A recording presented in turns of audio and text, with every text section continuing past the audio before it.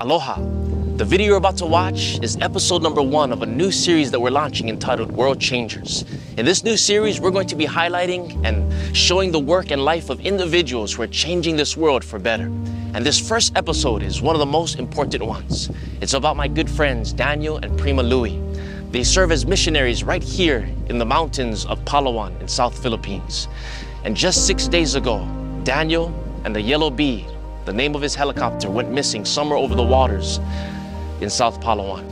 And right now, I'm standing on what has become the base camp for a search and rescue operation where we're looking for Daniel, Nurse Janelle, and the 3 passengers he had on board with him on the vessel. It's day number 6, we're still searching, and we don't know what the outcome is. We're right here in the midst of this terrible tragedy. But we wanted to share this video that I had the privilege of recording over a year ago. I want to release it now so that you can see what kind of person my friend Daniel was. What kind of person he is, I should say. And the life that he chose to live, and that you can be inspired that no matter who you are, you can make a difference in your world, and you can be a world changer as well. So please, as you watch this video, please keep us in prayer here and pray that no matter what the outcome, that the life and legacy of Daniel and Prima will continue to change the world and make positive impact throughout the ceaseless ages. And so I hope you enjoy this video. And this one is dedicated to you, my brother Daniel. Love you so much, brother. And I know I'm gonna see you soon.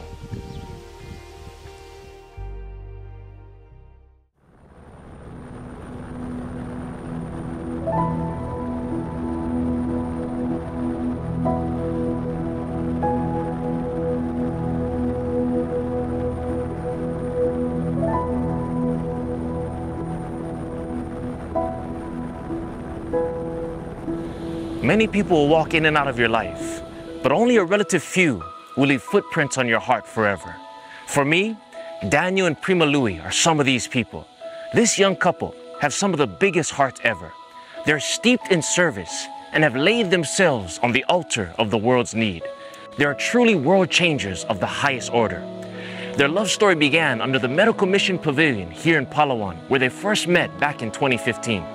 Prima was working on the surgical team and Daniel on the dental team. Both had the same desire to serve others in the mission life. And from that initial encounter began a special connection and friendship. They didn't fall in love, but rather they grew in love as they allowed the Lord of Love to lead in their union.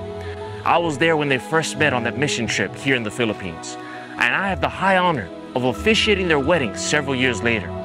One of the most special things I've ever witnessed was their very first kiss that they both saved for the marriage altar. Daniel has committed his life to serve others as a mission helicopter pilot. He has the best seat in the house, the front row seat to the stunning views of the Palawan Mountains. I was so blessed to share that role with him as he gave me my first helicopter flight lesson. Not only is Daniel a helicopter pilot, he is also a flight instructor, mechanic, and paramedic. And he is the only helicopter pilot in this region. The one and only option for the jungle people in this region to be medevaced to safety by helicopter.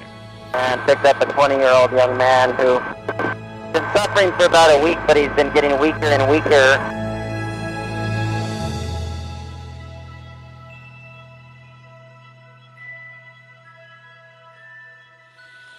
Originally from the US, Daniel gave up a lot in order to serve here in the Philippines. He could be making a lot of money right now, living a comfortable life in the United States. But after he saw the need here in the jungles of Palawan, he knew that this was where God was calling him. And he's been humbly living out that calling ever since. Prima is a medical doctor. She too could be making lots of money working in some hospital. But instead, she and Daniel are taking the hospital to those who have no access to medical care. She loves serving others with joy in the ministry of healing. They are unknown to the world, but here in the jungles of South Palawan, they are local heroes, ambassadors of hope, and agents of change, unselfishly giving of themselves to heal and uplift strangers, expecting nothing in return. They are missionary volunteers in the truest sense of the word. They do not charge for their services, nor do they receive a salary. In fact, they do their own fundraising for the fuel and supplies they need to fulfill the mission in helping others in need. I asked them both why they do it, and here's what they had to say. You know, the reason that I chose to serve here, to spend, I guess you could say, my youth here, is I had a change of life focus. Before I was just trying to find what job I could do that I could make money and enjoy myself, but I realized that life is not just about serving ourselves, but it's about saving others, about helping others. And so for me, what has kept me here all these years is a sense of that calling, that life is really about helping others and not just living for ourselves. Daniel pilots this 1959 Swiss Air Force helicopter, which he personally raised the funds to purchase. Now, most helicopters like this are either out of commission or in museums, but this vintage workhorse is being put to good use in lifting people out of their suffering. Almost every day, you can find Daniel flying this aircraft, bringing the sick to the hospital, delivering supplies like medicine, food, school supplies for the children, and building materials. Much of the areas they serve are in the remotest parts of the jungle, places that are treacherous to hike and almost impossible to pass during the rainy season. When a person gets sick in this isolated mountainous region, what starts as a simple cold or injury can quickly turn life-threatening. The long distance, the lack of roads, the treacherous terrain can prove to be too much, especially for the elderly, the little ones, and the vulnerable. And even worse, if a person is weak or cannot walk, they will have to be carried out over the rough, sketchy terrain, a very miserable journey. But all of that has changed with the work that Daniel, Prima, and their amazing team of volunteers are doing. What would normally take hours or even days to hike now takes only minutes by helicopter. And minutes can mean the difference between life and death. This means that the young girl who is sick with malaria can now receive the proper medical care. The elderly man that fell from the coconut tree now has a chance of survival. And the school building project that would have taken years to complete can now be finished in months and even weeks.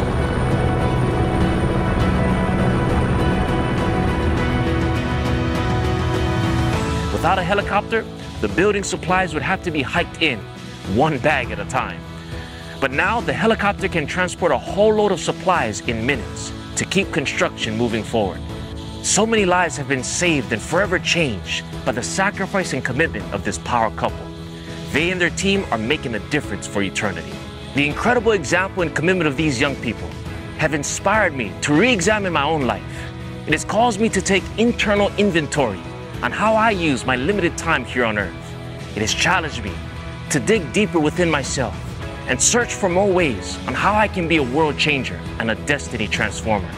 To use my gifts, talents, time, treasure, and influence to bring positive change in this world. To be a burden lifter and an ambassador of hope. How about you? How are you spending your time and your treasures here on earth? What are you doing to ease the suffering of humanity? Not all of us are called to serve in Palawan like Daniel and Prima. Not all are called to a foreign mission, but all of us are called to be missionaries wherever we are. To plant a seed, to light a fire, to lift a burden, to change a life for eternity. Whether that be in a faraway land, or in a local community, or even in our very own home, we can all make a difference like Daniel and Prima. I don't know where God is calling you, but I do know that He's waiting for each and every one of us to live out the purpose He has given us and to live a life of service to others. So go out in faith and holy courage. Ask God to make you a blessing to someone today. And when our hike through the treacherous jungle of this earth is finished, and we ascend into the clouds to meet the Lord in the air, we will then be able to hear the words from the divine missionary himself, the one who left the comforts of heaven to rescue us here in the jungles of this earth. As He places the golden crown upon our brow, and we look into the face of our Creator, He will then say to us, as He looks into our eyes, "Well done, thou good and faithful servant. Enter now into the joy of the Lord." May these wonderful words be said of me, and may these blessed words be said of you too. So let Jesus be your pilot and physician today. Allow Him to bring you the healing that you need today. And as you do, He will pilot you all the way into the heavens, where there will be no more sickness, no more suffering, no more pain, and no more death. And by God's grace, I'll meet you in the sky above.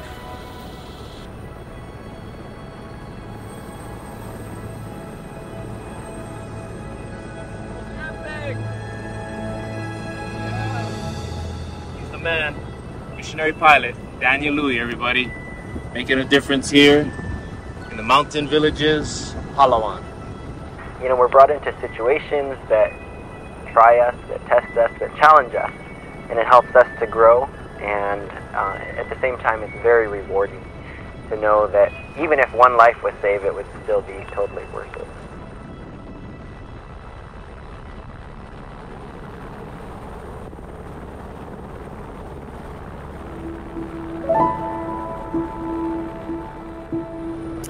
Well, by God's grace, we should all be missionaries lifetime. I don't believe that everybody has to be an overseas missionary or a pastor or a teacher, but I do believe we all need to be missionaries wherever God places us. So that's what that life focus is about. That whatever vocation, whatever career, whatever calling, whatever place God puts us, that we need to make that our mission.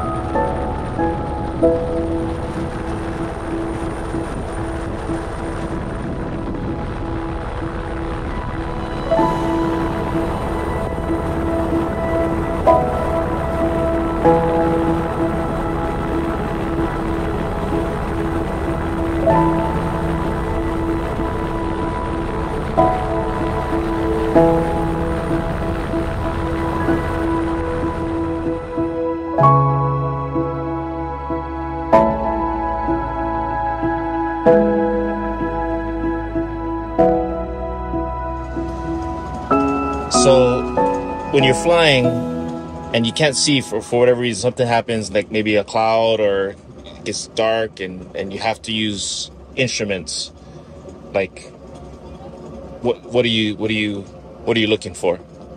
So yeah, you really have to only focus on your instruments if you are in instrument conditions, because if you go based on feeling, your body will lead you astray. It will tell you like you're turning or you're descending or climbing when you're really not. And so you can't rely on feelings, you have to rely only on instruments. And even in general, even when you can see, when you're navigating, for example, this is the compass, and if you're trying to follow a compass heading, if you focus just on this, you will overcompensate and you'll be zigzagging like this. So you have to pick a reference point out in front of you that's in line with your compass heading and fly toward that and then cross-check with your compass. So it's like the same thing in our spiritual walk. You know, God gives us the counsel, the Bible, spirit of prophecy, all of that. But if we only focus on that, then we're going to be trying out of our own efforts and going here, going there, doing this, doing that. Well, we have to focus ahead on Christ and cross-reference, you know, the Bible, spirit of prophecy, and that will lead us on a straight course. So there's a lot of spiritual lessons in flying. Otherwise, it's just head knowledge and not an actual experience. And the head knowledge, even though it's good, it can also lead us in the wrong direction. Yes. If we're not focusing on the main subject. Yes. Yeah. That's which powerful. is Christ. Yeah. Powerful. Of course, the compass gives the true reading, but if we will overcompensate if we just focus on that. We have to look out. Wow. So that's why we have to focus on Christ. Of course, the Bible is the true reading also, but the main focus is Christ. Yeah. A lot of people can know the Word of God, but not know the God of the Word. Yes. Absolutely. And so what a profound lesson. Yes. And what I love what you also said is that we cannot trust our feelings. No. We have to rely upon the evidence of the actual reading. Yes, they will lead us. They will lead us astray. So sometimes you felt like you were going backwards. Yes. When you were actually going forward. Yeah, so your instruments will tell you something completely opposite of your feelings. Wow. So you really cannot rely on your feelings. Unreal. Yeah. Powerful life lesson, guys. All right, let's go check out this jungle school.